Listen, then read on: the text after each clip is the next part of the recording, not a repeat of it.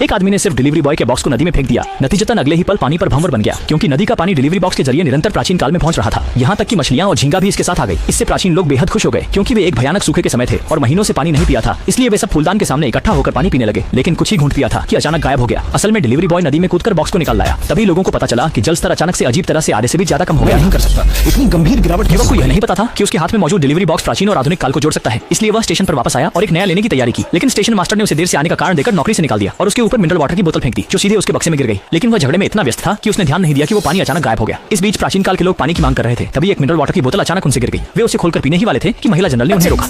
मत छीनो, ये फूलदान देवता दत्ता वस्तु है। हो सकता है देवता हमें बचाए नहीं, बल्कि हमें जैसे ही लोगों ने सुना, उन्होंने तुरंत मिनरल वाटर रख दिया और अचानक एक स्वादिष्ट बाहरी खाना निकल आया। वे पहले से 3 दिन और रात भूखे थे, अब और सहन नहीं कर सकते थे। हाथों से खाना उठाकर मुंह में भरने लगे और उन्होंने ऐसा स्वादिष्ट खाना कभी नहीं खाया था। वे सभी घुटनों के बल बैठ गए और देवता से प्रार्थना करने लगे कि और कृपा करे। हालांकि पूरा आधा दिन गुजर गया, पर फूलदान से कोई प्रतिक्रिया नहीं हुई। महिला जनरल ने सोचा कि कुछ वस्त्र भेंट करनी चाहिए ताकि 快来食物，可百姓们已经穷得解不开锅了，压根没什么值钱的东西上缴，只能采摘一些漂亮的花朵当做礼物。